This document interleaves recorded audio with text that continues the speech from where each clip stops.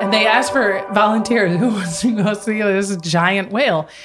And Sacegawea is like, I want to see it. And they say no at first. And then she's like, bitch, what? I'm paraphrasing, but she's like, sluts, I'm the reason you're here. I'm going to touch that dead whale. Are you fucking nuts? Also, I'm from the Great Plains. Yeah. And you're telling me there is a sea beast from the fucking ocean, which I barely got my brain around the ocean, and you're telling me there is a giant sea beast down there washed up? I'm seeing it. Yeah, that's incredible.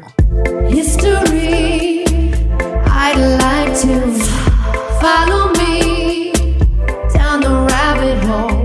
History, I'd like to, frankly, I want to know.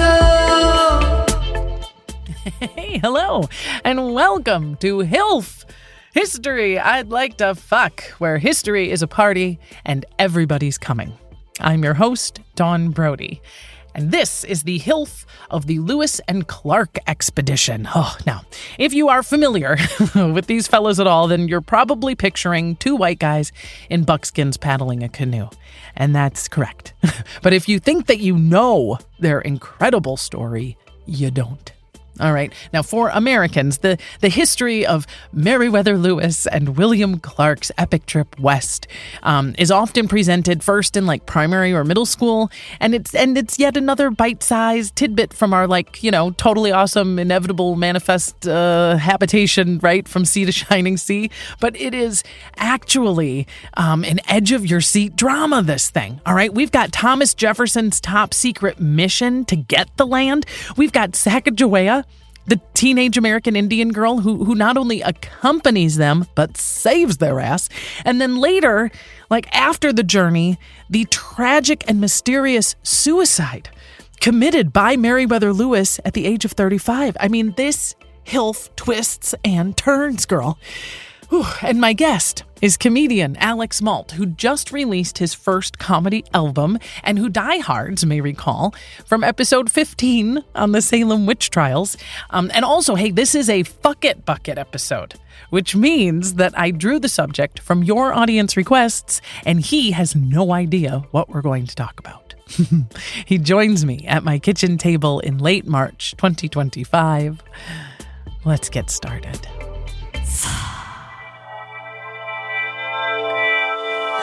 Let's do it. Oh my gosh, I'm so glad you're here. Yeah, I'm excited to be here. It's just so cool. And this is now, we recorded in 2022. In your old digs. In my old house. You Yeah. came in here, you got to see the chickens. I did. I got to meet Lucy. Martha. One of them should be named Lucy. One of them clearly we've misnamed. We clearly One blew of the it. Silkies should be named Lucy, That's a I good feel call. like. We have the two white ones are Silkies, and they're Professor McGonagall and Professor Sprout. All But right. You Yeah. know what? They're so dumb. They don't know their names. we could change their names 6 times, and it wouldn't improve. They don't come when called. Can you believe it? No. It's so frustrating. I'm just so glad you're here, and you're a buddy, and I've seen you perform so many times. You make me laugh so hard. When I Thank you. produce shows, I always want to have you on, and it was funny because when we started talking, you were like, very sweet. You were like, I would really like to HILF again sometime. And I was like, oh my God, are you serious? Will you have me? Will you have me? It was so much fun, and it makes me, when you're stoked for history, it makes me even stoked. Yeah. Interested people are interesting, right? It's one of my favorite things. You have this new comedy album came out. I was there. You were there for the taping. It's actually coming out July 1st. It was coming out, and then I was lucky enough to have a distribution company pick it up. Fuck yeah. And they're in the process of pitching it out right now. So that's a pretty cool process to get to be a part of. And they somehow know the release date of July 1st, so it'll be out for Great. July 4th weekend, but they don't know the place yet. So I would say follow me at Alex Malt on Instagram, and that's probably the best place to figure it out, and we'll find out together. Or follow them at Comedy Dynamics, then we might all find out together. And I'll be like, hey, Alex, look what I just found out. You'll be like, thank you, Don, for telling me. I didn't know it. I have found out news that way before. Yeah, for right? sure. What has been, I know the process of like doing a comedy album is, there's a vast amount of difference depending on how people approach it. Yeah. But am I right that you self-produced, you and your buddies like put it together, you did it at a friend's house? Tell me about what that process was like. So I was lucky enough to come from the world of comedy writing before I was comedy performing. So I have some good director buddies, and they all have connections, and sound buddies from previous projects I've done. So I kind of called in all the favors, including the use of a friend's backyard. Yeah. And we went to Home Depot, got us some wood and some workers, and we spent an afternoon building a stage complete with wallpaper and framed cat wearing a tuxedo poster in the background. It looks and so cool. Set it all up, and it was a great way to reconnect with a bunch of people in the industry that I hadn't worked with in a long time, and it's really cool to see the end product come together, and I'm glad it's going to find a home somewhere. Yes. Yeah. Do you feel that like comedy specials are like tattoos? Like once you do it was so hard and it hurt so much, but now you got to do another one. Yeah, I do. Yeah. I mean, my favorite part of the comedy is the writing process, so I am excited to kind of get to start on new things, but at the same time, you're like, you spent so long on the first one, and you're like, did I say everything that was interesting about me? There's still some origin stories in there that they might want to know. I got beat up once. That seems like there's some material there. Yeah. Yeah. So have a kid. Figure it out. See, there you go. That's one of those really things. I got married. So I got married, and then I figure, kid will be special 3. Yeah. If I'm really struggling for material. See, and I never we'll name him Material. Maddie Material. That's great. Yeah. No, I have almost no jokes about my husband. He's just not. It's kind of got to be a source of conflict and. And I'm just like, he's a real easygoing dude. I was going to say he's a good guy. That's we like the problem. each other a lot. Everything's really good. Yeah, no, and my daughter too. And I'm just kind of like, I hope these chickens, they got dynamics. We, Alex Malt, have gotten to the big moment. All right. I get to reveal to you the subject. Are you ready? Brrr, today, you and me are going to be hilving Lewis and Clark. Ooh. And the Lewis and Clark expedition. I'm excited. Okay, so here's my question before I reveal any more. What do you know about the Lewis and Clark expedition? What do you feel confident saying, I know this? I remember that when I was young, I thought Lewis and Clark were one person, and it was a woman named Lewis Clark. I also don't know why I thought it was a woman coming in. Oh, because of Lois Lane, right? Lois Lane from Superman? Superman, yeah. Oh, so people were like, the Lewis and Clark I thought it was expedition. like Lois Clark, I think is what I thought. And you were picturing some like very like business-minded 80s woman who explored the West. That's brilliant. I love that. But I feel confident in saying that they were one of the first expeditions sent by the government west, and they went up a river, Missouri. Oh, you're nailing it. And they went west and did some mapping, met some people, probably some Indians, and yes. Yay! I think I'm excited to have the more details filled in. You're good. I feel like that is a B+ in terms of your general average person. You know what I mean? In the population you ask them about, which I of course do all the time. OpenAI could fill in the rest for me. Exactly. And like, your friend Dawn is fairly regularly being like, well, what do you already know? Because I really am really very excited to tell you everything else. Well, I chose this one from the Fuck It Bucket. And for those of you who don't know, I get requests all the time. And sometimes people request the HILF and they say, I want to be a guest. And I want this to be our HILF. But more often than not, there are people from a scattered diaspora of people who are just like, this is one, and this is one, and this is one. And I keep them in a little file. And then sometimes my guests will say, I'm ambivalent about what we do, Dawn. But this one was sitting in the Fuck It Bucket for so long that I wanted to fuck it. And so when my friend Alex was like, I really want to do another HILFing, I was like, ooh, baby. I like how I get whinier the more you tell. Oh, Dawn. Can I please do one? No, okay, here, wait. Alex was like, hey, Dawn. Hey, girl. I feel like history is just sitting there naked doing nothing. Why don't you and me get that history naked, girl? Let's get our HILF on. All right, well, in any event, we're here, we're naked. Let's just do what comes naturally.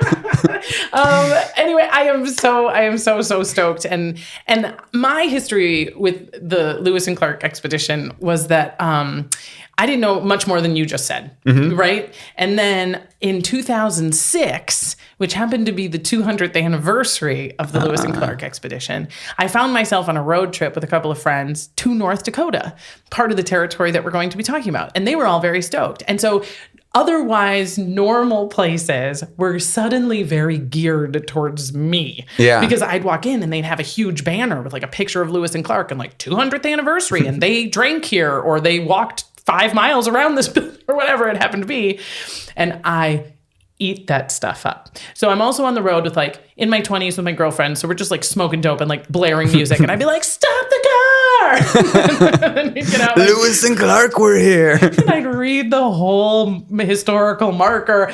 And then I'd chew on my fingernails and be like, oh, do you know what this means? That was 4 years before that, you know, and eventually they were fed up. But I was fascinated. There were tidbits I will never forget learning on that road trip that when I came back to do the research again, fresh for this episode, so much of it was new for me, stuff I'd never heard before. Certainly my grade school never covered, but also I never had heard even in my like casual reading. So yeah, I'm excited. It's I already didn't know that they made it to North Dakota. There you go. We're also going to learn about how terrible my sense of geography is. Oh, this is a perfect time then to introduce my source. Oh, and look what I did for you, Alex. I marked the map. Okay. Because you're not alone. I'm not, you know what I mean? Like the only reason I know geography is because I'm looking at it all the time. You don't know these things.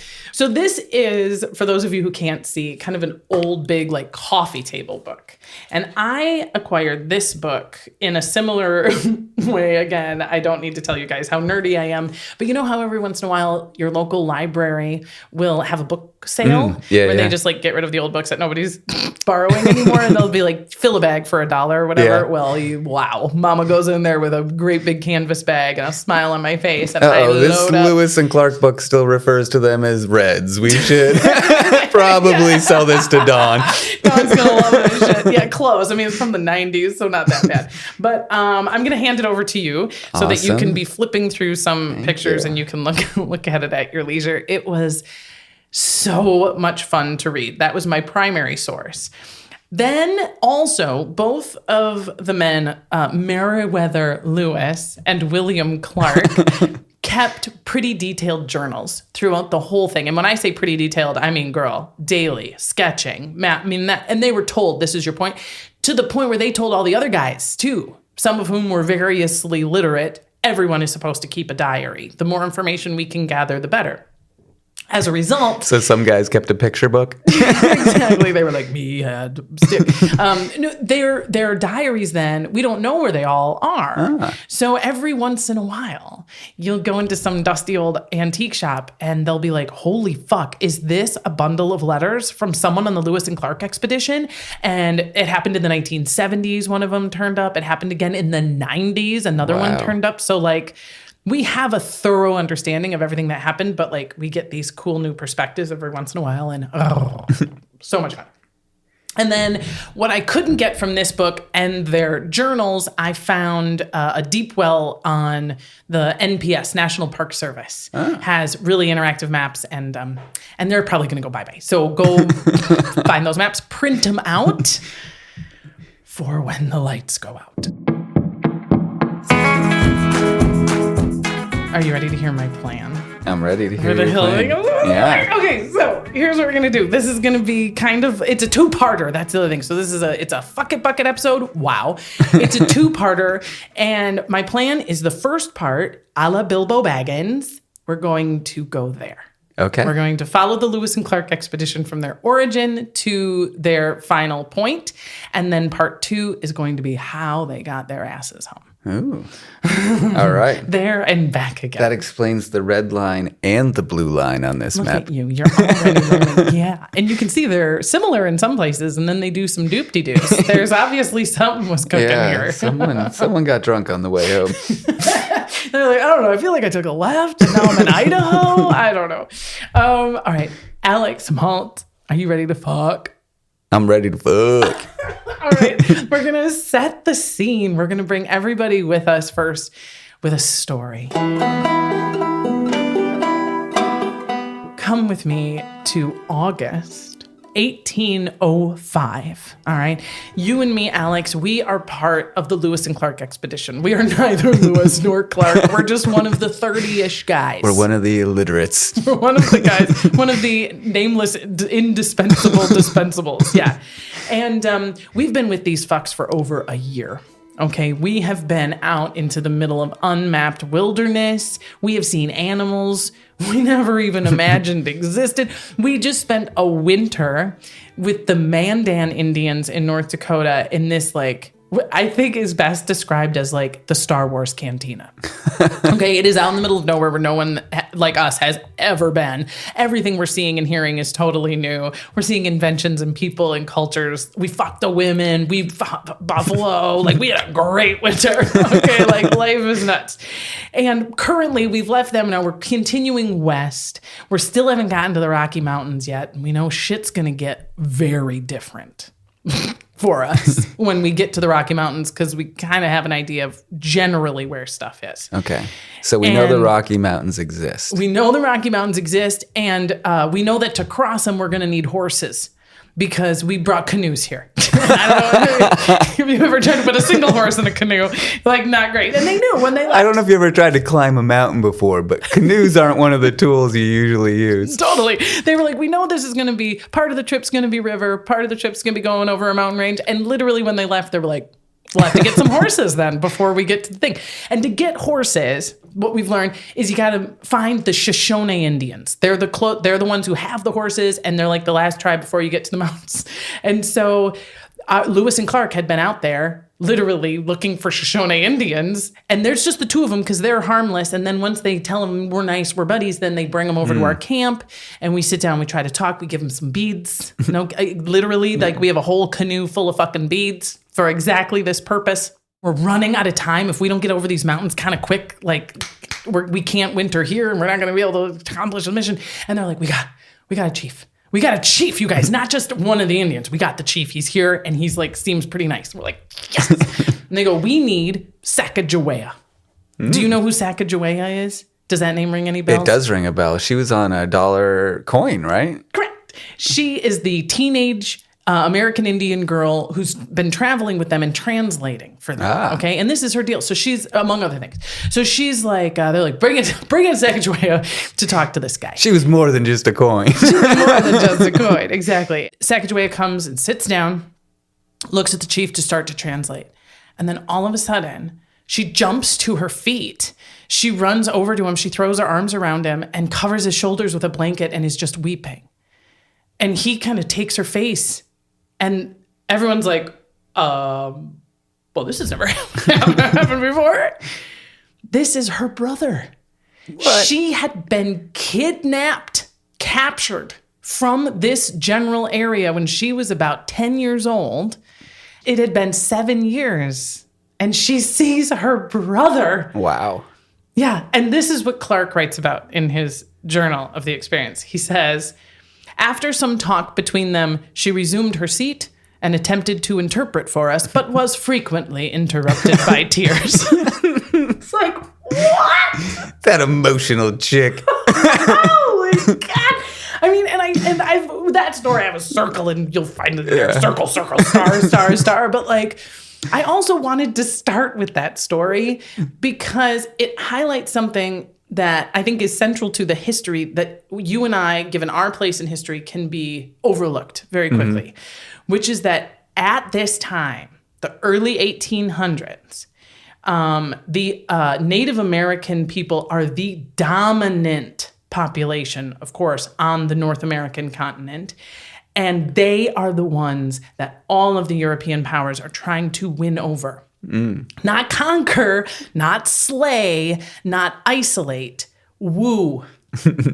Don't you think we're the best European power for you to trade with? Because at this point, they have a lot of choices. Yeah. Okay? Yeah. And we are as ignorant of their culture, their interpersonal dynamics, and how the tribes feel about each other as the Native Americans are about the Napoleonic Wars. Yeah. Do you know what I mean? We're like the Indians, and they're like the Europeans. But we know the difference between a Sioux Indian and a Blackfoot is different than a French or a Canadian. And then them to just be like, you get it, you're a Northern European, is like, girl, you gotta check your notes, because we don't speak the same language. We don't want the same things. We aren't serving the same people. So there's layers and layers and layers to everyone in this story. And I was like, this is a great story to like help us remember that. It's impressive she found her brother out of that many people. Oh, yeah. I mean, right?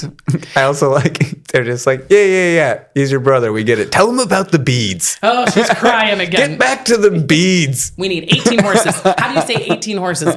Sob. Where's mom? Can you just ask him? You know, Jesus. But right now, at this moment, the ownership and the occupation of the North American continent is completely up for grabs. All right? Who aligns with whom, who's trading with who gets access to certain waterways and certain ports is going to change the history on this continent forever. As of 1803, the United States, as we know it, is broken up into three. So even if you're driving, and even if your geography is shit, you can picture the United States as it exists today and just break it up into thirds, right? Mm-hmm. So the right side, where the colonial Americans are, that is all that exists of the United States of America. And it goes from like Washington, D.C., New York, into about the Mississippi River. Illinois is the edge of nowhere. And we don't have Florida yet. That's Spain's, okay? The middle section is the Louisiana Territory, and it's ginormous. It goes from Louisiana all the way up to Canada, and it includes mostly the Midwest, so like Illinois to about the Rocky Mountains. Okay. And that belongs to France. And then the left side, all of the West Coast, is Spanish from Texas, California, almost to Canada. England has this teeny little foothold in Oregon because Captain Cook discovered that when he went around the other way. And he's kind of got some, it's why it's British Columbia, okay? And it's the access to the Columbia River. So we know and have our layout of our map is that all of the North American continent is owned by some European power, except for the newly independent United States of America, which has this one side. And so in 1803, when Napoleon sells us that middle section, wow, okay, that doubles our land territory. It suddenly makes the Spanish get like, wait, you know what I mean? Because it had been there. The Spanish actually had the Louisiana Territory for a minute and gave it back to France.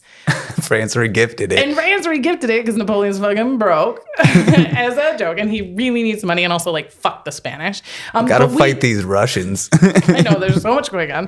But we do know we got the Port of Orleans. So that's fucking great. Yeah. We know it's double. And then we know that it's wild, it's unmapped. No one knows for sure what's out there, but we have a hunch, because there are Canadian fur traders, that if we go north enough and connect to some of those riverways, we might just be able to cross the Continental Divide and get to Captain Cook's ports over there in the Columbia. Because that's like, and then if you're there, girl, you can get to China because the world goes, which we've established several centuries ago. So our guy, Thomas Jefferson, is president. He's the guy who locked this deal down. Yas. This is aligning with his politics. Great. Yas. And do you want to take a guess at how much he spent on the Louisiana Territory? Let me tell you first. It includes Arkansas, Iowa, Missouri, Kansas, Oklahoma, Nebraska, Minnesota, Louisiana, New Mexico, Texas, North Dakota, South Dakota, Wyoming, Montana, Colorado, and a little bit of Alberta and Saskatchewan. Yikes. $5 million of old-timey money, Of which is, old-time. which is a lot of money these days. It was 15 million. Still a bargain. Still a bargain. That's like a mil per state. It went to $340 million in today's money. Still a bargain. I feel like if you want to give me all of them states, I could dig up $340 million somehow. Greenland costs more than that, for Christ's sakes. Right? Well, we're about to find out. So I think I already told you this is a 2-part episode. Okay. So here's sadly what I'm not going to do. I'm not going to be able to tell you all the fun stuff about John Adams and Thomas Jefferson and like why it's kind of dope, like why, that whole exciting like drama and what Thomas Jefferson sort of envisioned. And I'm not going to tell you all the fabulous, wonderful stuff that is the nuanced little negotiations that we had with Napoleon and why Napoleon was doing all of this to Spain and all that.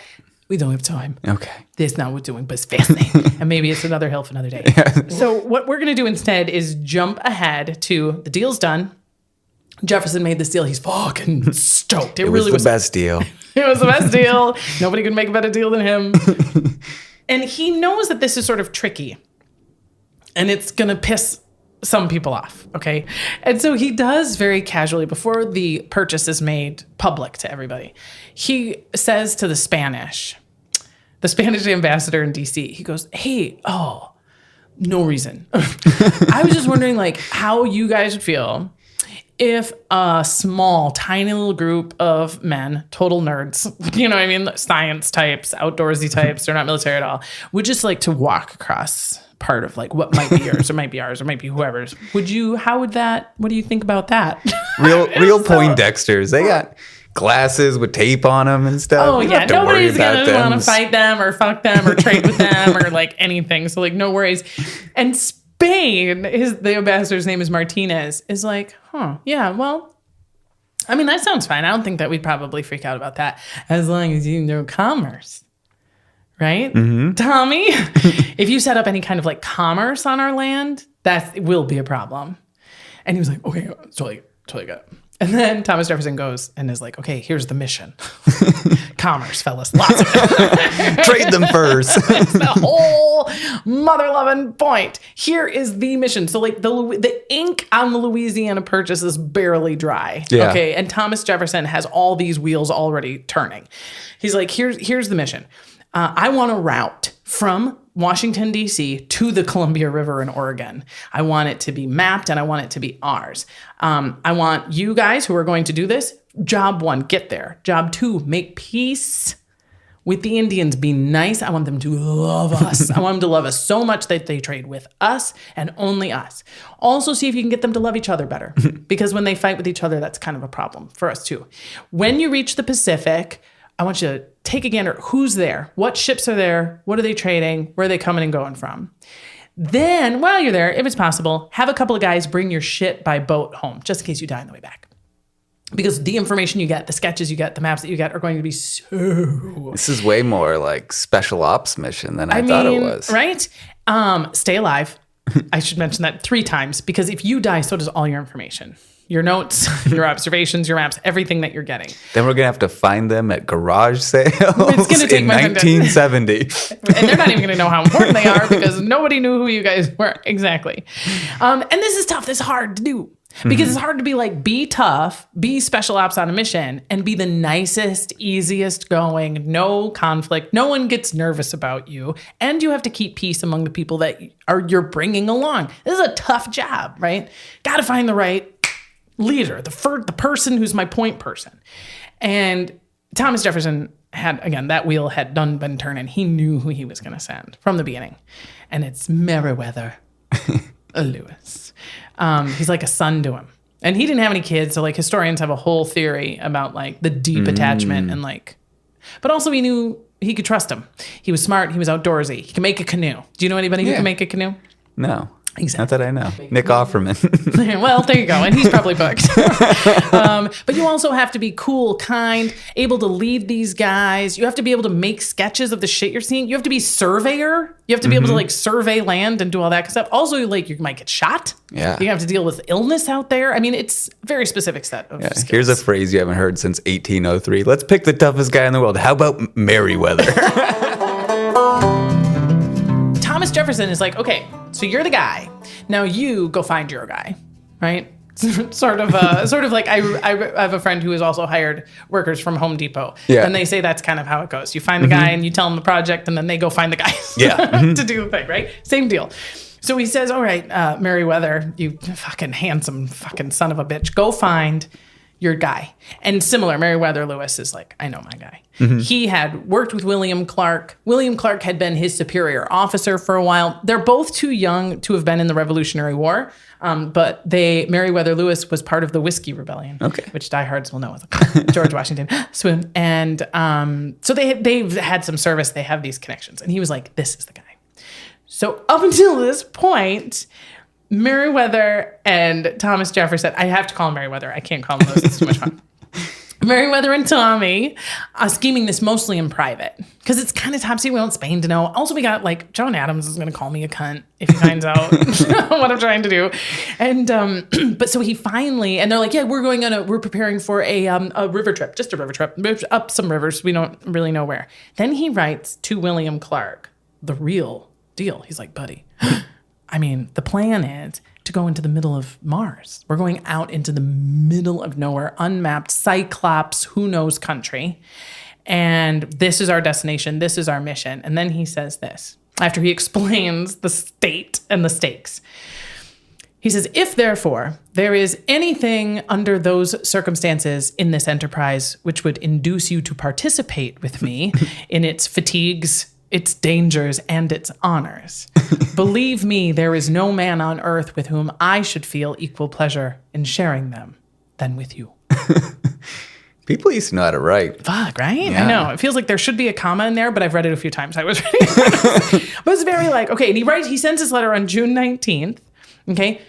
William Clark gets the letter a while later, and it's perfect timing. He's working for his brother. You know what I mean? And this is all the history would say about that is that he's helping his brother with some tangled finances.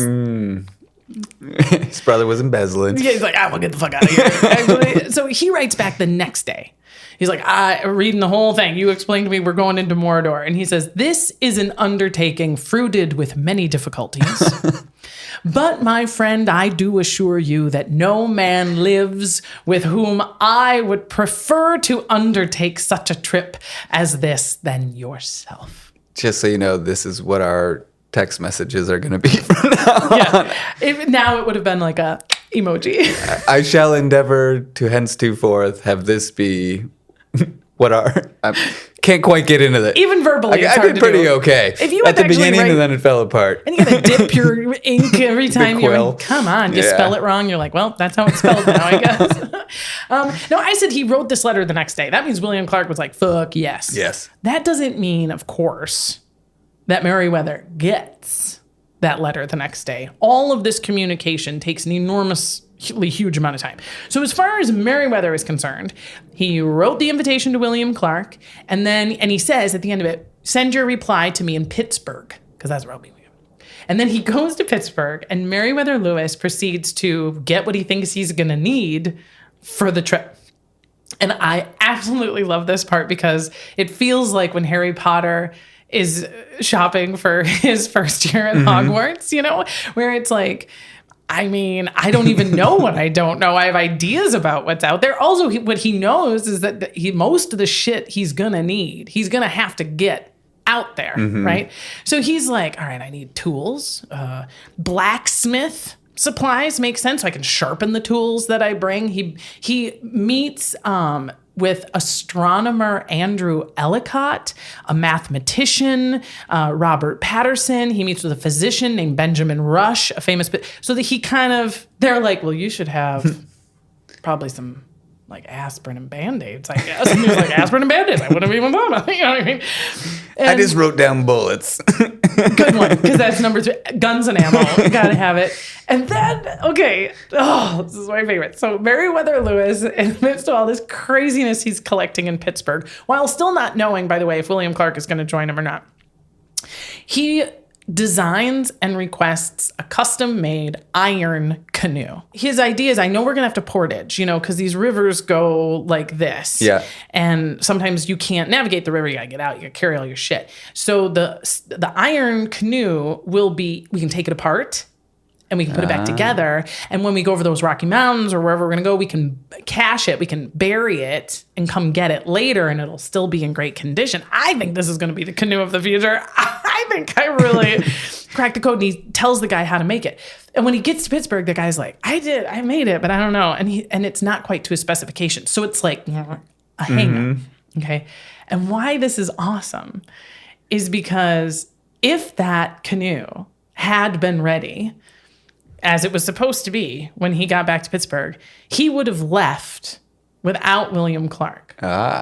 Because that letter took forever to get there. And he had a second choice. He was going to ask this guy named Lieutenant Moses Hook. And so it would have been... Lewis and Hook. Right? Yeah. Lewis Get and out Hook. of here. It's all right. And who knows? Maybe Hook would have sucked and they would have failed. And you and me would be living in Spain. And I would have thought it was Captain Hook's wife when I was young. Exactly. And then I would have been like, what do you know about the Lewis and Hook expedition? And you'd be like, je ne sais quoi. Captain Hook's wife? She sounds hot. Tell me everything. But as it stands, this canoe wasn't ready in time.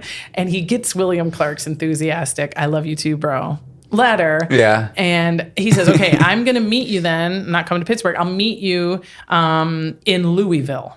So in October, they all get to Louisville. And as they've been going, they've been collecting guys, various people that they think will be qualified, that they can count on, that have been recommended to them.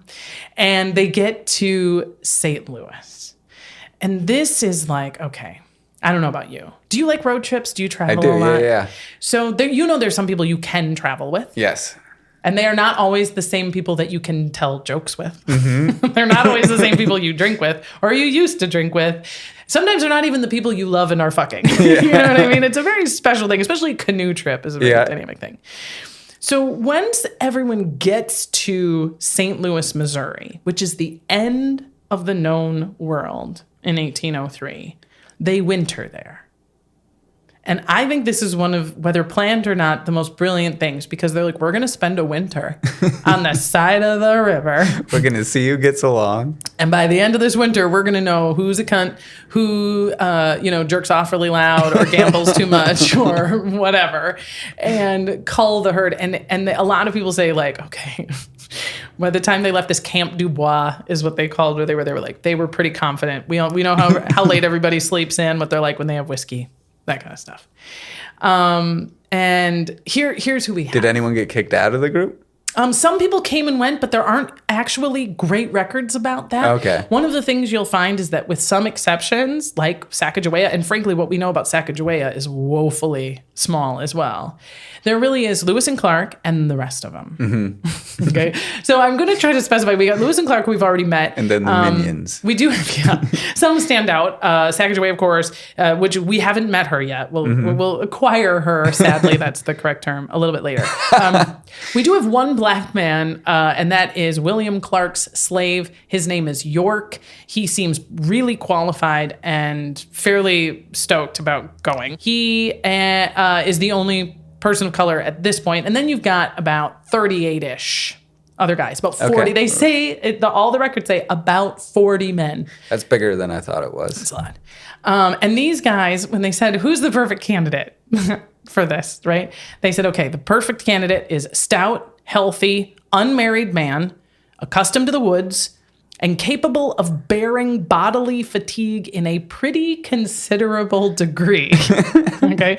That ended up being some enlisted men, because Tommy Jefferson sent us. So if you go through a military fort and you're like, I need your best surveyor, they're not asking for volunteers at that point. But then some were also civilians, hired because of their expertise or recommendation. The one specification was no gentlemen allowed. No gentlemen. They said we can't. First of all, they're not accustomed to physical labor. And there were a lot of gentlemen who wanted to come, high-born, highly educated, thought this was an adventure, wanted to be the first.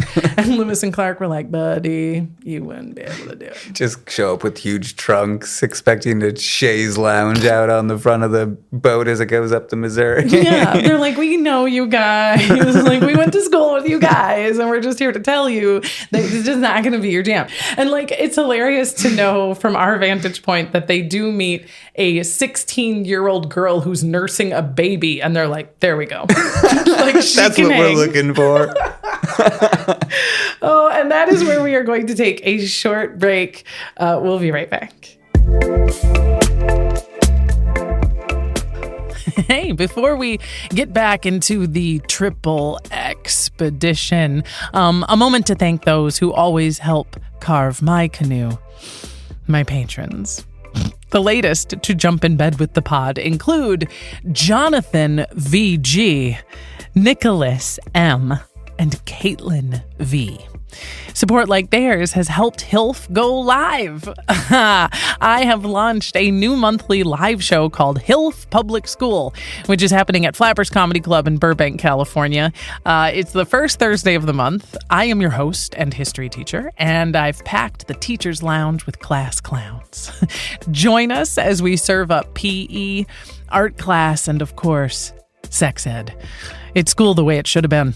Cocktails, hot teachers, and the only final is your tab. To support the pod, find out more about the live shows and oh, so much more. Head over to patreon.com/HILFpodcast or at HILF Podcast on all social media. And Follow me, follow me, follow me, follow. Follow me, follow me, follow me, follow. Follow me, follow me, follow me, follow. Follow me, follow me, follow me, follow.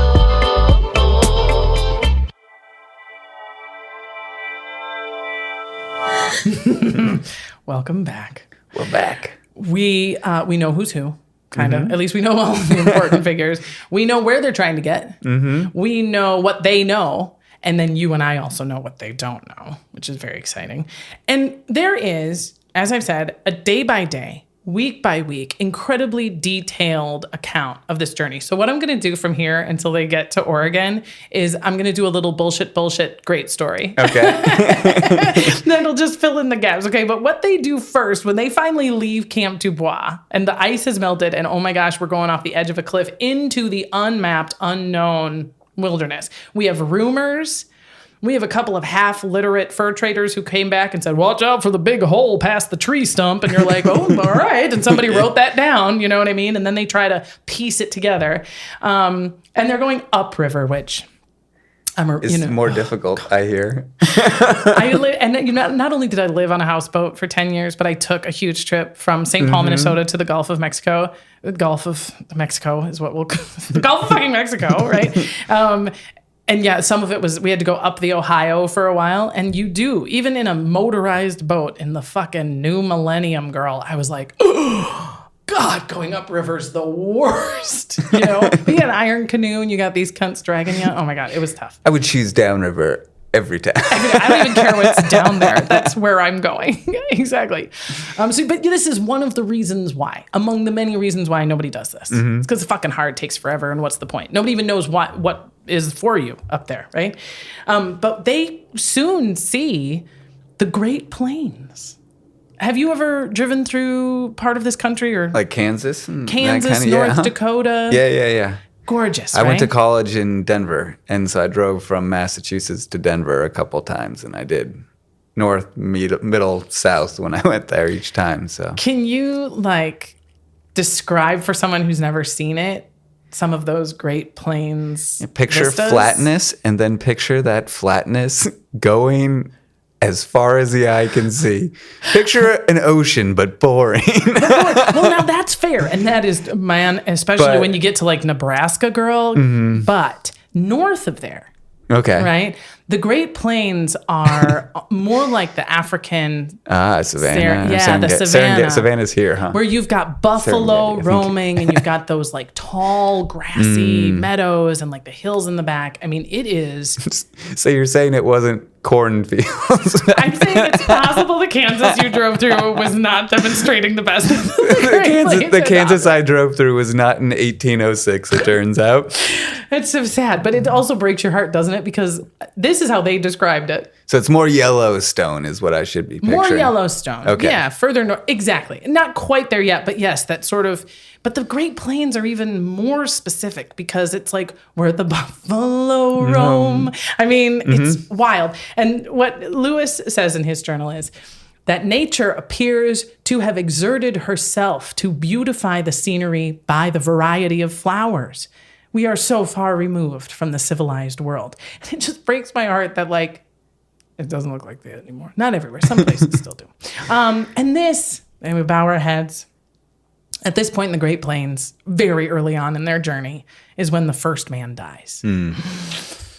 Charles Floyd. Charles Floyd got dysentery. You've played the game. Appendix burst, actually. Ugh. Yeah. Which is kind of better. You die a little quicker, but yeah. And spoiler alert, he's the only member of the Lewis and Clark expedition to die. Wow. I was thinking if I would bury that lead, but I think it's kind of fun to know that nobody dies. Nobody fucking dies except for poor Charles Floyd. And it's an appendix. That's crazy. Isn't that nuts? But the reason I want to tell you it now is because they are going into the most dangerous territory there is. Not because of war and conflict, although there is war and conflict all around them. But like, it just kind of says like, you gotta have a special something for like nobody died. Nobody fell off a boulder. No one got an infection. No one starved to death. Absolutely exciting. It's like winging it in space. Totally. And not having Thank you. anyone die. That is literally what I keep coming back to. We have to think about this like going to Mars. I don't know what else I could compare it to, you know? They see some Indian tribes. And of course, Papa Jefferson has said, make as many friends. They brought a whole canoe full of befriend them.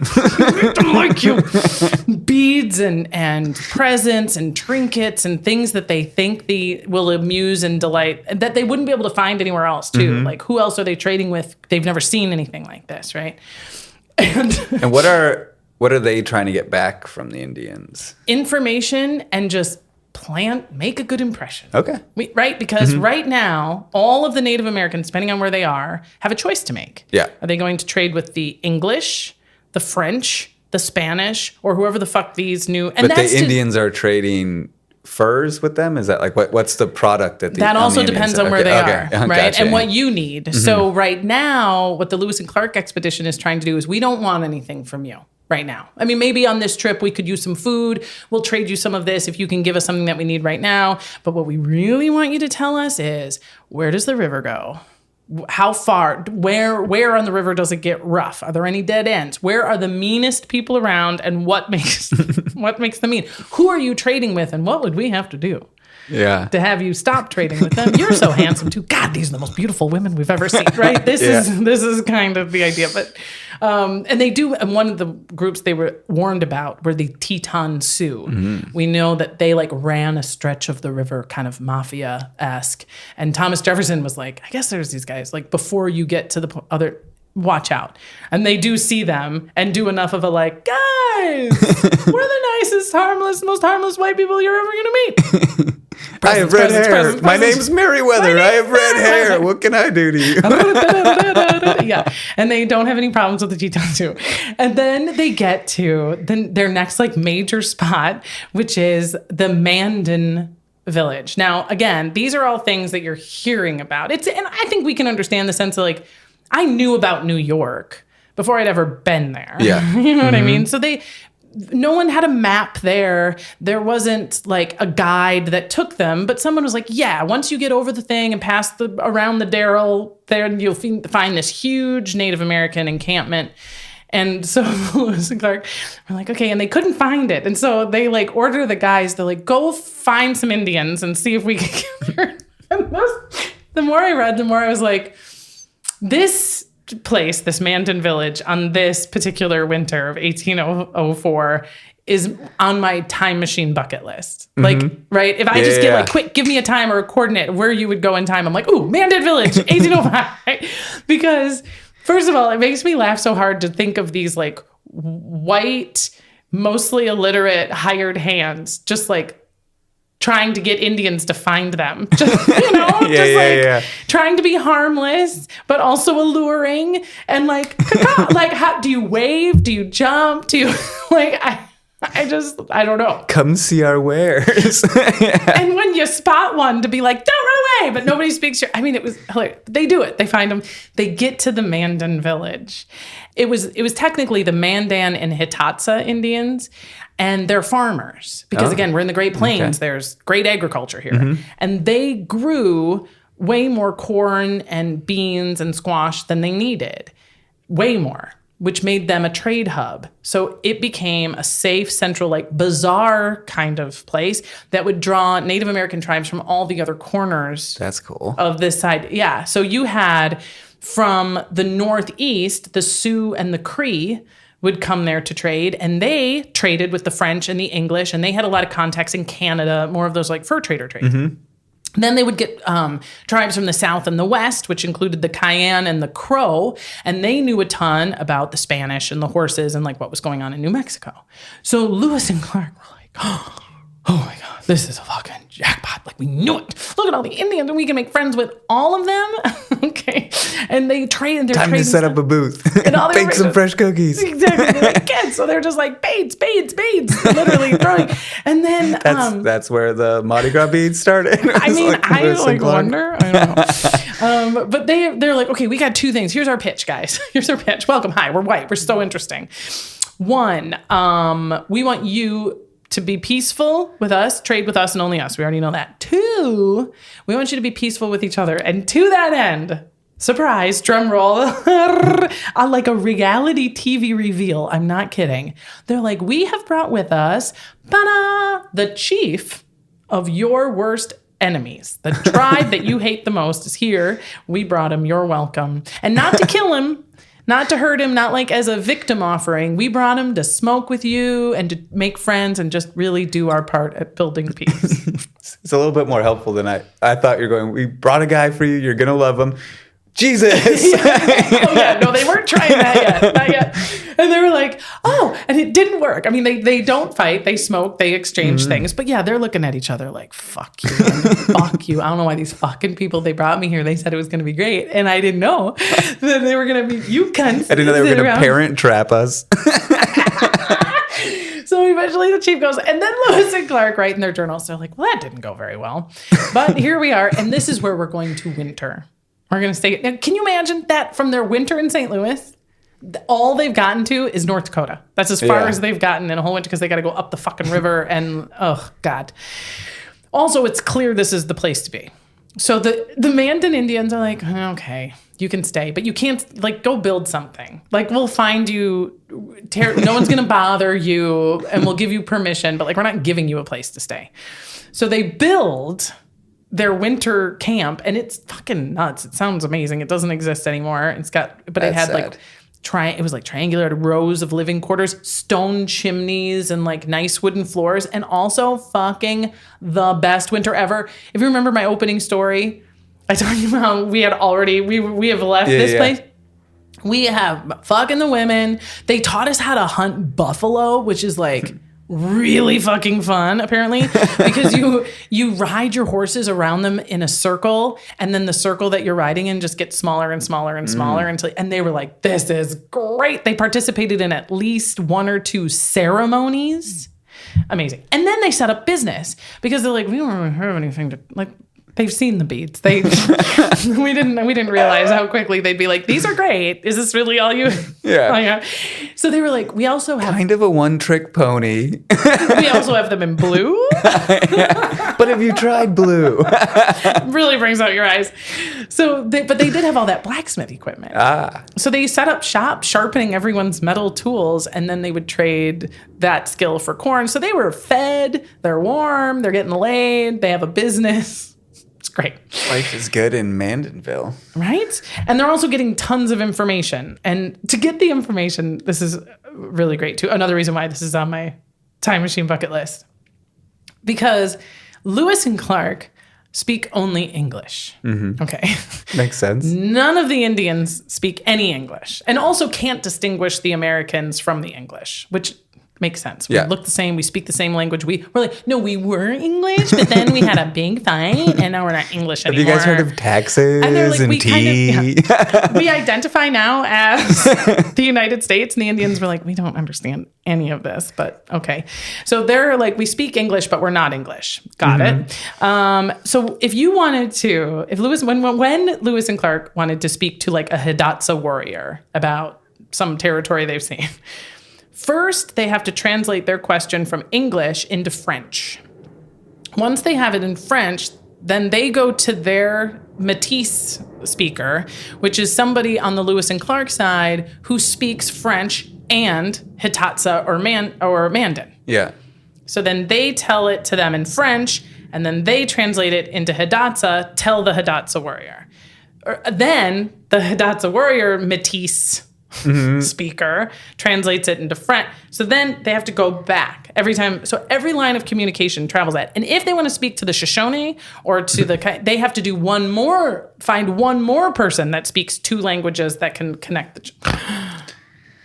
It's rough. It's rough. And they're sober a lot of the time, which I think seems virtually impossible. But this is where Sacagawea comes in, okay?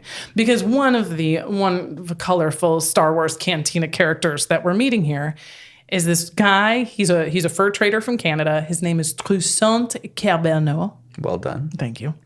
And he is married to Sacagawea. They're married, but he bought her because she was a captured woman. As we have learned, she was captured in Tomato. And she's smart and cool. And Toussaint is like, great, I'll take her. And she has just had her baby that winter. So she is breastfeeding a brand new baby, but she's a very key person. She speaks these languages, and her husband, this French fur trader, is willing to hit the road with them. He's like, I also have a number of skills that you could use. So during the winter in the Mandan village, we lose two of the guys. Yeah. They don't die. They're just bad boys, right? Kind of like happened in St. Louis, where it was insubordination and desertion. One of the guys even tries to like win back. He's like, no, I fucked up. Sorry. I don't know what he did, but he was like, I fucked up. I'm sorry. And Lewis and Clark were like, we'll see. Let's just see how the rest of the winter goes. And then at the end, they were like, we're going to take Toussaint and Sacagawea. You two idiots have to go. So he has to like go all the way back to Washington, D.C. and be like, It was bad. I had too much fun. I told the guy to go fuck himself. Oh, my bad. So at the end of this Mandan winter, we've gotten laid. We've gotten fed. We are full of confidence. We've gotten new powerful members. We've gotten rid of some dead weight. Let's fucking go. And they start to head west, and they're so full of optimism that Lewis writes, I can foresee no material or probable obstruction to our progress. That's when it starts raining in every movie. It's like you can never. I can hear the clap of thunder right as he says that. It's like any endeavor. If you were like, shooting your special and you've got your set is set up and the guests are going to come and the drinks are in the coolers and someone goes, well, it looks like nothing could go wrong from here. And you're like, what? What did you just say? What the fuck is wrong with you? Yeah, well, There is something that's going to go wrong. I'm murdering you. Oh, didn't see that apparently. But yes, man, we've got a lot of trip to go. So they leave the Mandan village in North Dakota full of confidence. Sure, nothing else could possibly go wrong. And for the first couple of months, things are great. Really great. Not only are the Great Plains continue to be beautiful, but one of the things about the Great Plains is it's full of fucking food. There's so much game. You can just kind of reach down into the grass and pull out a beaver, and you know what I mean? It loves getting eaten. It's like, thank you for eating me. I mean, it's the easiest. And the Indians had said, heads up, yeah, there's tons of game out there. And one of the things that means is that there are huge predators.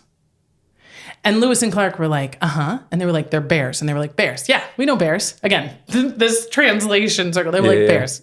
And they kind of rolled their eyes. They're like, yeah, Indians, thanks. We know what a fucking bear is. And they're like, yeah, but these bears are like very big, huge bears. And Lewis and Clark are like, cute. We have guns, so you can shoot a bear. These Indians. I don't know anything. Okay, then they see their first grizzly bear.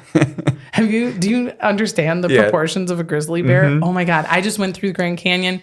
They had a stuffed grizzly bear in like one of the lobbies of some lodge. Yeah. It looks like a monster. They're huge. The first one that they see is 7 feet tall. It weighs 600 pounds, and they have to shoot it 10 times before it dies. And Lewis and Clark were like, oh my God, there are some serious fucking creatures out here. And the men were like, even then they'd come back, they were like, we saw a grizzly bear. They didn't have a name for it. It was just wandering through the woods and shoot it, quick. I know. They were like, you guys remember a brown bear, right? Like brown bears and black bears? That's not what they are. They're not like that at all. And so I love it. It's great. There's also a story later where one of the guys, his name is Hugh McNeil, is surprised by a grizzly bear. Hugh McNeil sounds like the guy who should be running this, by the way. Like that's a man's name. Lewis and McNeil is definitely like has a law firm kind of credibility. I agree. Yeah. He does a great job. He survives. Mm-hmm. His horse bucks up. He falls off the horse. The horse runs away. The bear chases the man. Hugh climbs a tree.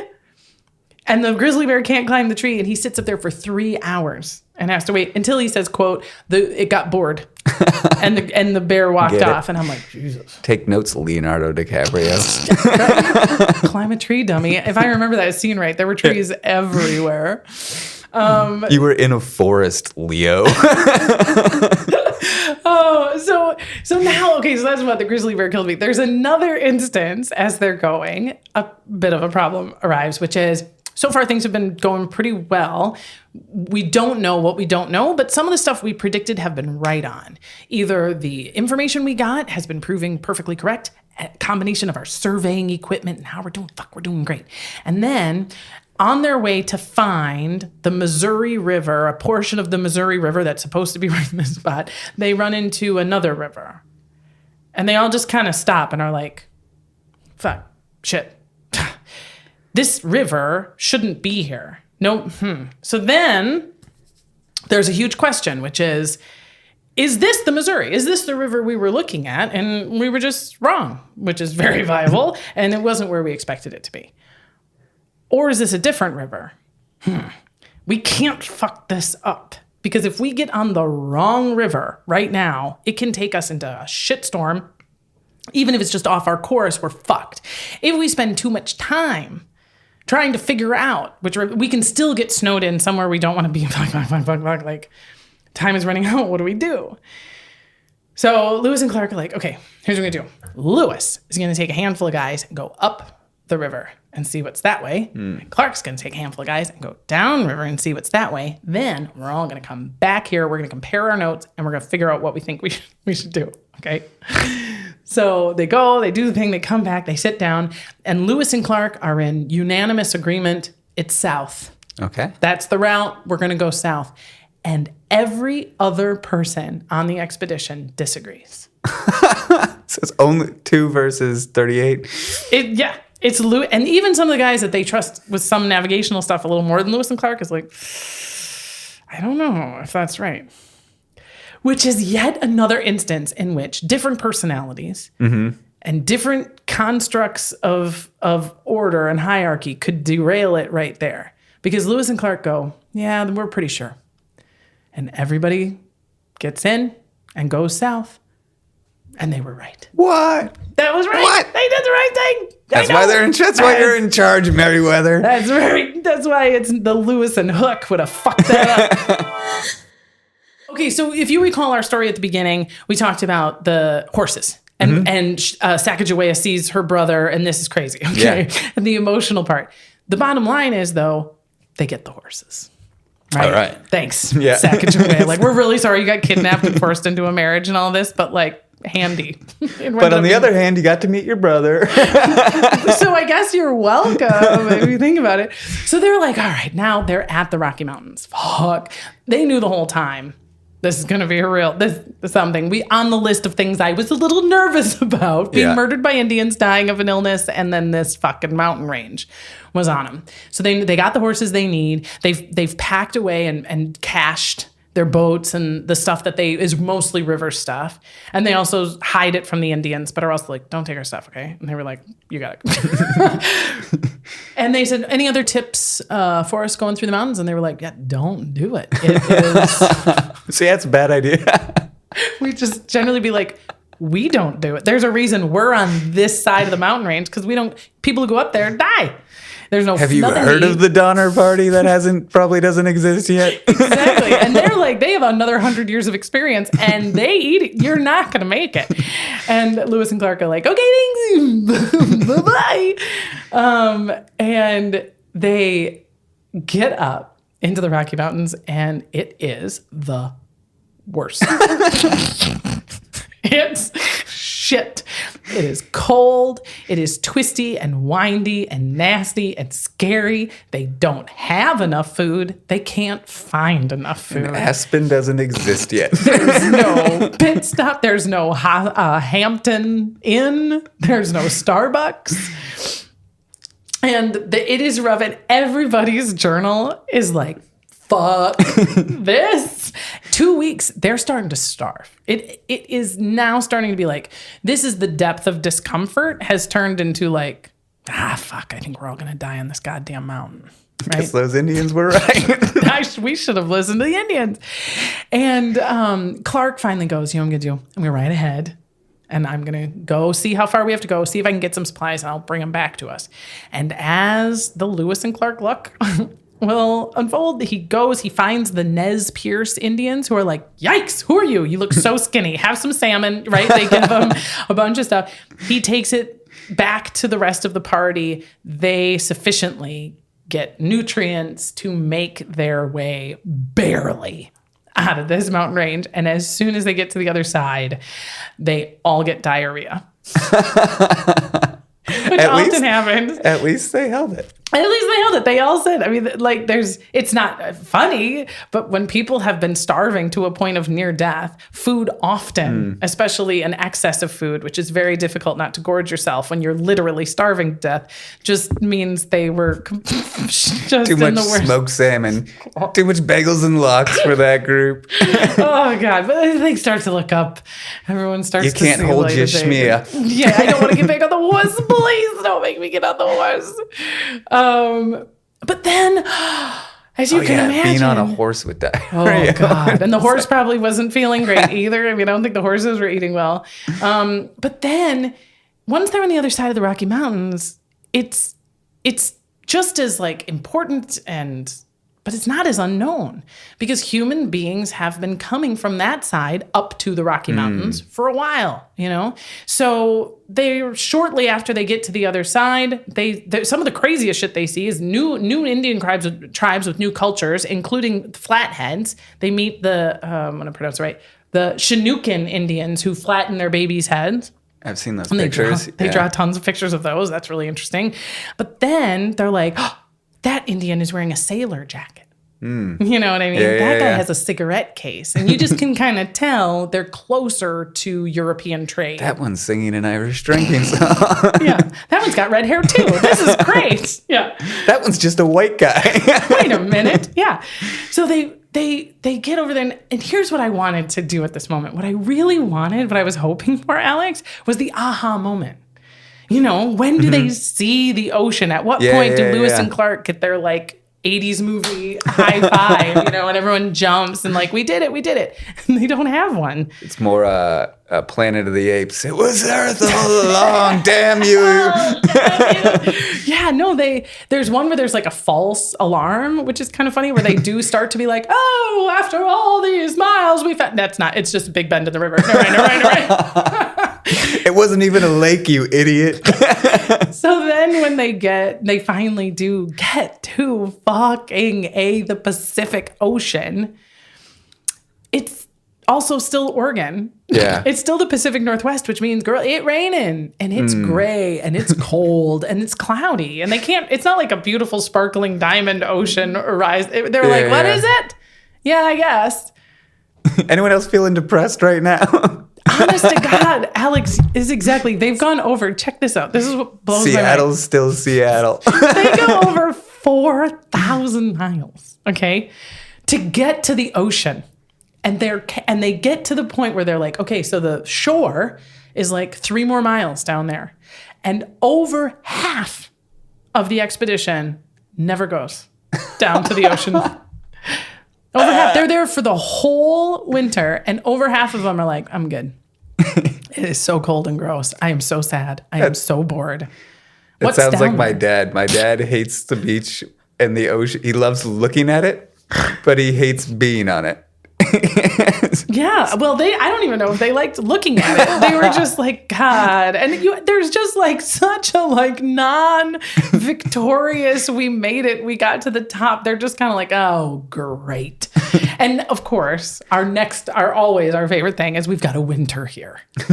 We did it. Great. Now bury yourselves in, find a place. And one of the great things is they vote on where to camp because they got to the mouth of the Columbia River. And it's sort of like we could go on this side of the river or that side of the river. This one has a better view. That one might get more, where do you guys want to be? And everyone got to vote, and including York and Sacagawea. All right. How about Sacagawea's baby? Sacagawea's baby was like, I'd like to go back to... and Trusaint, Carmen Toussaint Cabeno, doesn't vote. He's such an interesting character to me. More fascinating as I read. He was like, I don't care. I'll camp wherever you idiots tell me to. Sacagawea was like South Side. That's the least opinionated Frenchman in all the history. Right? So yeah, they sit and they're just fucking waiting for winter to be fucking done, and they're bored out of their goddamn minds. Here's the highlight of the whole winter. Are you ready? Mm-hmm. A dead whale washes up. A beached whale washes up. That's exciting. And they get like, wow. And all the guys are like, we should go down there and see if we can like get some blubber or whatever. And they ask for volunteers. Who wants to go see this giant whale? And Sacagawea is like, I want to see it. And they didn't invite her, and they say no at first. And then she's like, bitch, what? I'm paraphrasing, but she's like, sluts, I'm the reason you're here. I'm going to touch that dead whale. Are you fucking nuts? Also, I'm from the Great Plains. Yeah. And you're telling me there is a sea beast from the fucking ocean, which I barely got my brain around the ocean, and you're telling me there is a giant sea beast down there washed up. I'm seeing it. Yeah, that's incredible. You're taking me. And they did. And I want to write a song about it. I have no, you know what I mean? Like, there's no account. Sacagawea and the whale. Like, these idiots sketched every leaf and every fucking fish they found, and no one thought it might be interesting to capture the moment that Sacagawea goes to the shore and sees the... Did anyone ask her what she... I don't know. Yeah, that's incredible. Do you know what kind of whale it was? No. A big Do you one. know the random? I don't, but I love that you ask questions. So that's it. That is where we are going to end our part one. Lewis and Clark, we met them. Sorry to end it on a dumb question. It's important to be like, it was a blue whale. I'll make it up. And then if it wasn't a blue whale, I'll just edit out the whole thing. I don't know. Do all whales have blubber? Is that a stupid question? I don't know the answer, so therefore not a stupid question. I'll see that. See, you didn't end it with a stupid question. This is my podcast. I'll ask the stupid questions. But they do. They spend this horribly boring winter at what's called Camp Classip.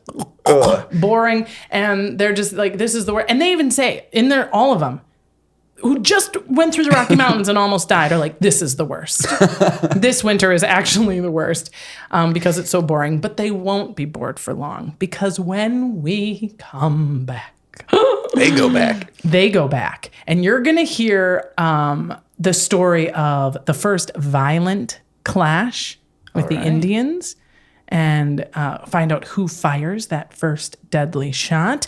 And you're going to hear what happens to the Corps of Discovery after they get back from Meriwether's tragic suicide and the conspiracies around it, to how Sacagawea's infant son ends up with a crown prince in Germany. What?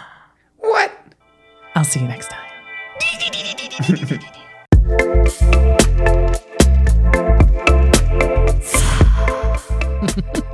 Thanks again to Alex Malt. Go right now, find all of his stuff at Alex Malt or via the links in our show notes. But you know what? You won't have too much time to get lonely for him, because we're going to be back with you again for the epic return trip for this Corps of Discovery in our next episode. Until then, our theme song was composed and performed by Kat Perkins. artwork for HILF is designed by Joe Dressel. And a reminder that you can find my sources, links to the books, documentaries, and articles I reference in the summary of this episode, or by emailing us, hilfpodcast@gmail.com, or messaging us on social media @hilfpodcast. If you'd like to leave a little cash on the nightstand, wow, that'd be so nice. You can find me on Patreon or buy me a coffee. Links to these and more are all in the show notes. This has been HILF, History I'd Like to Fuck with Dawn Brody. I'm Dawn Brody, reminding you that history is a party and everybody's coming.